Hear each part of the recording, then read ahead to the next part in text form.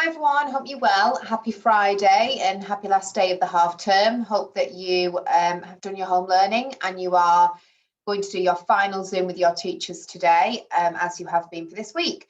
So our final Friday reading assembly, as always, is now focusing on Newsround stories.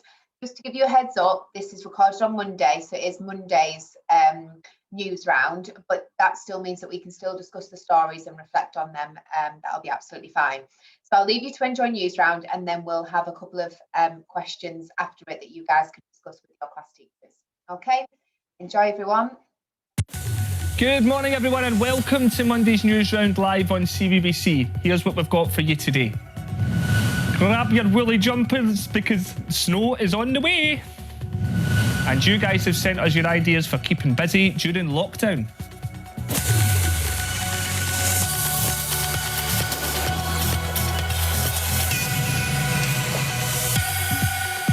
To the weather first, and experts are warning of more snow and ice in large parts of England, Scotland and Northern Ireland.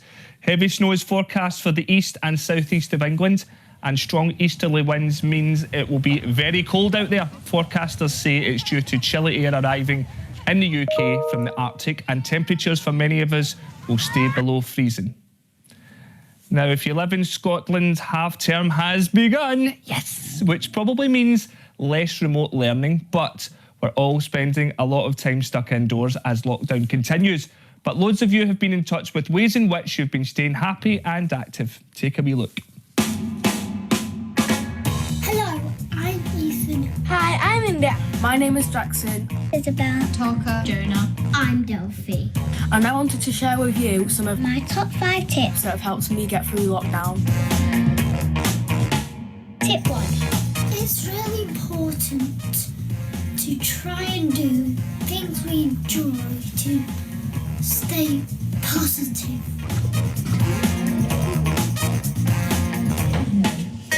Tip 2. Exercise. I try and get out to exercise as often as possible. This can either be walking, jogging or even going on a bike ride. This improves my mental well-being and it also keeps me fit. Tip 3. My top tip is to have a hobby. Having a hobby is really important to keep your mind occupied and keeps you from getting bored. I love playing with Lego, so I make sure that I do my schoolwork first. And that gives me more time to play, which I find really helpful. Tip 4. Try to make sure that you always have a routine. It helps keep things organised for your day. If, like me, you have a full school day, I make sure I wake up at the same time every day and we all have breakfast together. It's really important to stick to the same schedule while working from home. What I tend to do is get the house subjects done in the morning, then I can look forward to the fun subjects in the afternoon. Tip 5. What's 35 add 7? 42. Take regular breaks during online learning. Sitting at the same place all day can get uncomfortable, so I recommend to do stretches or walks around the house and garden. Lowering down into your full Leo. I hope some of them tips help you lockdown. Best of luck, everybody. Stay safe. Stay positive and remember that this will be forever. Okay, time for a quick roundup of the big sports news. It was a bad day for the Premier League champions as Liverpool lost to rivals Manchester City. A 4-1 win for City put the Sky Blues 10 points ahead of Liverpool, with young England star Phil Foden starring, and he scored a great goal and set up another.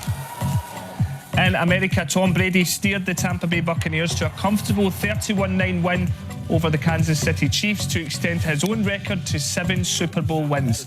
The 43-year-old became the oldest winner of the Super Bowl as his team won in their own stadium.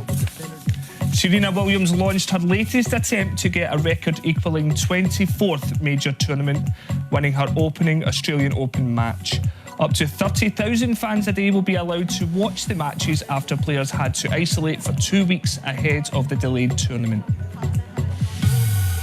Okay, still to come on the programme this morning. Find out why it's time for us to look up and count the stars. And of course, we can't do Monday without some happy news. Now, it's time for your latest Dancing on Ice results. If you haven't caught up with last night's show, then look away now. Matt Richardson unfortunately became the third contestant to leave the competition this week, despite it only being his first dance, after stepping in for Rufus Hound.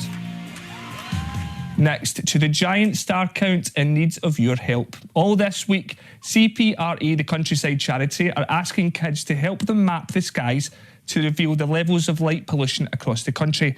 And you can get involved, even if it's just from your window. Here are some tips from amateur astronomers Indigo and Olive. Hi, my name is Indy. And my name is Olive. And we love stargazing! This week we are counting stars as part of the Countryside Charity's Star Count event.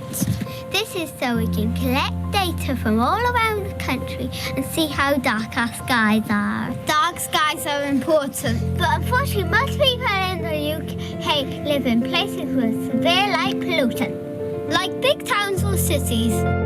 Everyone deserves the opportunity to see a pretty night sky filled with stars. Dark skies are defining characteristics of our countryside. And you can help too.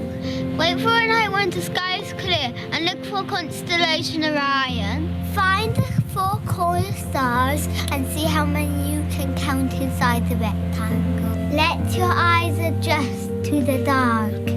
And don't stare at your phone. If you need a light for safety, use a red light. And dress up warm. It's surprisingly cold at night. And finally, have fun!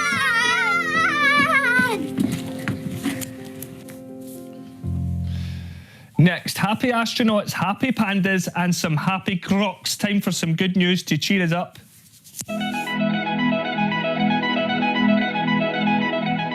Hey guys, it's The Graft here, and here's this week's happy news. Now, it always feels great to get your chores done, doesn't it? Even if you have to step out into space to do it. These astronauts on the ISS definitely deserve a rest, having completed a 3-year-long job to replace the batteries and other equipment on the space station. The batteries are solar powered, but still have to be swapped out from time to time. Good job, guys. We love a baby panda, but how cute are these? 14 baby pandas from the Chengdu research base in China made an appearance on stage as part of a spring festival greeting, although they didn't all want to be there. The cubs born in March are now able to play with their mum, with some able to climb trees. And finally, some happy news for a zoo in Lima in Peru, which is thrilled to welcome 2 baby American crocodiles into the world. Look at them peering out from their eggs. Amazing. Zookeepers at Huachapa Zoo say the 2 tiny crocs are doing well after their eggs hatched on January 10th.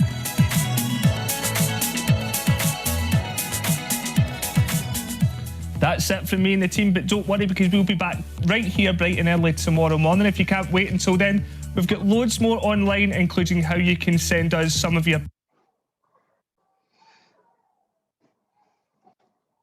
Hi everyone. Great. I hope you've enjoyed Newsround this Friday. I won't keep you too long. Some really good headlines there, especially when we looked at those 2 girls who had presented the astronomy story, and they were talking about being able to measure light pollution, which fits in completely with what we've been doing for the daily reading sessions. And as well, looking at those gorgeous pandas. I feel like every time we watch Newsround, there's always pandas on there. Which is lovely, and now they can play with the mum, which is really nice. And again, a bit of football news.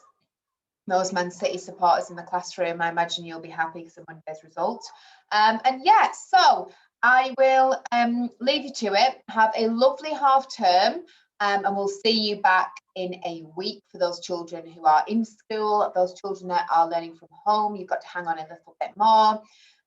But I hope that you have a great half term. Stay safe. And I will see you very soon. Bye, everyone.